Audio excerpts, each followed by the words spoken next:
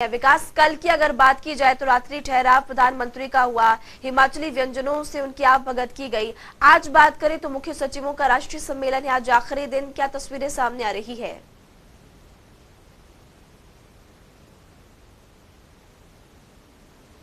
आगे 25 सालों का मैप जो है वो तैयार करके देना है। मुख्य सचिवों ने अच्छा खासा होमवर्क जो है वो इस बाबत किया हुआ था और यहाँ पर कल रात की अगर हम बात करें तो 9 बजे तक जो है ये बैठक का दौर यहाँ पर जारी रहा, जिसमें प्रधानमंत्री नरेंद्र मोदी ने बैठक की अध्यक्षता यहाँ पर की और सभी मुख्य सचिवों से यहाँ पर बात की कि किस तरह से रोड मैप जो है वो बनाया जाना चाहिए कि 2047 तक के लिए राज्यों को किस तरह से आगे बढ़ना चाहिए, क्या महत्वाकांक्षी ऐसी योजनाएं हैं जिनके ऊपर बल यहाँ पर दिया जाए। यही नहीं,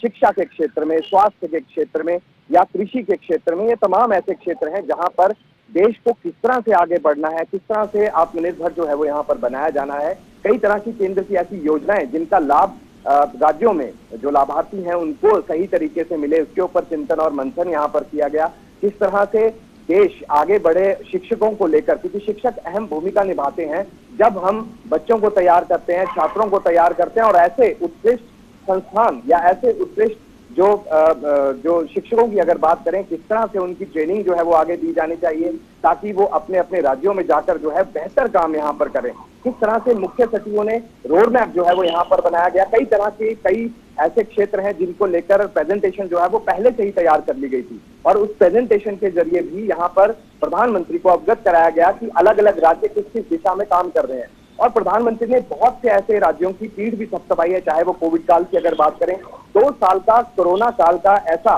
कार्यकाल जो है वो यहाँ पर रहा है जिसके भीतर कहीं भी कोई भी ऐसे राज्य जो हैं जिनके ऊपर जो है वो असर यहाँ पर देखने के लिए मिला। क्या उनके असर के बाद अब वो राज्य उभर रहे हैं, कितना तेजी से उभर रहे हैं, इस तरह से आगे आकर काम करने की आवश्यकता है। और जो भविष्य है देश का, जो छात्रों की अगर हम बात करें, स्कूलों की अगर हम बात करें, किस तरह से उनको और ज्यादा जो है वो आगे आना चाहिए, उनके ऊपर क्या काम किया जाना बाकी है, तमाम चीजें हैं। और प्रधानमंत्री नरेंद्र मोदी कल रात को 9 बजे तक जो है वो यहाँ पर बैठक में मौजूद रहे और मुख्य सचिवों के साथ बैठक यहाँ पर की है। आज दूसरा प्रधानमंत्री के साथ बैठक का दूसरा दिन होगा, लेकिन मुख्य सचिवों की बैठक का तीसरा दिन है, आखिरी दिन है। और हमें जानकारी ये मिल रही है कि 2 बजे तक प्रधानमंत्री नरेंद्र मोदी जो है वो वापस लौट जाएंगे और उससे पहले यहाँ पर आज भी बैठक जो है वो जारी रहेगी। और इस बैठक में आज भी आने वाले समय में किस तरह से राज्यों को आगे आकर काम जो है वो करना चाहिए, किस तरह से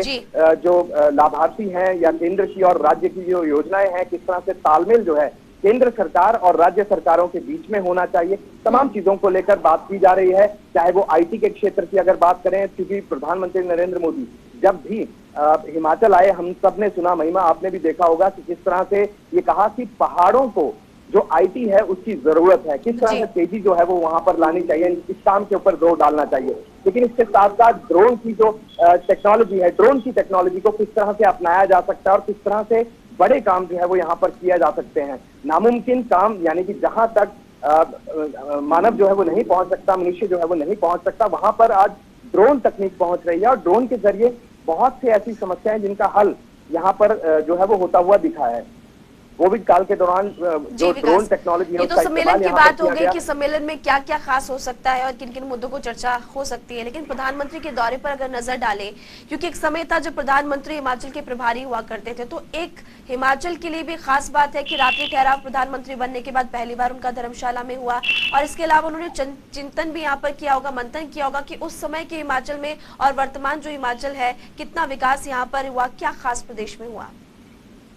बिल्कुल, निश्चित रूप से बिल्कुल सही आपने सवाल पूछा है महिमा, क्योंकि देखिए हमने देखा कि लंबे अरसे से जब भी प्रधानमंत्री नरेंद्र मोदी जो है वो हिमाचल के दौरे पे आते हैं, देश में या विदेश में भी कहीं जाते हैं, तो वहां पर हिमाचल का नाम जो है वो कई बार उन्होंने लिया है। हिमाचल को दूसरा घर अपना बताया है, वो इसलिए भी क्योंकि एक लंबा समय उन्होंने यहाँ पर जो है वो उसको निभाया है, एक पद के तौर पर, महासचिव के तौर पर, जो अगर देखें प्रभारी के तौर पर अगर हम देखें, तो हिमाचल प्रदेश को उन्होंने बहुत नजदीकी से देखा है और यही एक बड़ी वजह है कि प्रधानमंत्री हमेशा हिमाचल को अपना दूसरा घर बताते रहे हैं और बहुत ही नजदीक से और बहुत ही अच्छी तरह से। धर्मशाला की अगर बात करें तो धर्मशाला वो जगह है जहां पर बतौर प्रभारी जब नरेंद्र मोदी यहाँ पर होते थे तो उस समय भी उनके दिल के बेहद करीब जो है कांगड़ा रहता था। और दूसरी बात, अगर हम राजनीतिक तौर पर भी अगर हम देखें तो कांगड़ा एक ऐसी जगह है, अगर बोलते हैं कि मुख्यमंत्री का अगर कुर्सी का रास्ता अगर कहीं से जाता है तो वो कांगड़ा की जनता तय करती है। कांगड़ा से होकर ही मुख्यमंत्री की कुर्सी तक रास्ता जाता है। यही एक बड़ी वजह है कि इस बार फोकस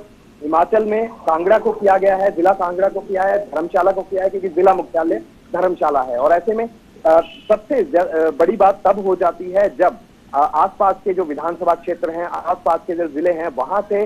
आसपास के जो विधानसभा क्षेत्र हैं, आसपास के जो जिले हैं, वहां से लोग जो है वो यहाँ पर उमड़ पड़ते हैं और यहाँ पर एक रोड शो का आयोजन जो है वो किया जाता है। सरगर्मियां जो है वो राजनीतिक तेज हो चुकी हैं और वहीं शंखनाद से जोड़कर इस बीते कल जो रोड शो यहाँ पर हुआ था उसको देखा जा रहा है। कुल मिलाकर राज्य में इस समय अगर हम बात करें तो भाजपा पूरी तरह से फोकस जो है वो हिमाचल प्रदेश को कर रही है और ये नजर भी आता है जिस तरह से प्रधानमंत्री मोदी का दौरा जो है शिमला में होता है और 1 महीने के अंतराल के भीतर ही हम देख रहे हैं कि धर्मशाला में जो है उनका दौरा हो रहा है और कई इसके इम्पैक्ट जो है वो देखने के लिए मिलेंगे, जहां एक तरफ भाजपा के जो कार्यकर्ता हैं उनमें नई जोश, नई उमंग जो है वो यहाँ पर देखने के लिए मिली है और होगा भी क्यों ना, क्योंकि इस साल के अंत में यहाँ पर चुनाव होने और विधानसभा चुनाव बेहद नजदीक है और इसलिए जोर लगाया जा रहा है। बना पाती है, ये बड़ा सवाल होगा क्योंकि हमने पहले देखा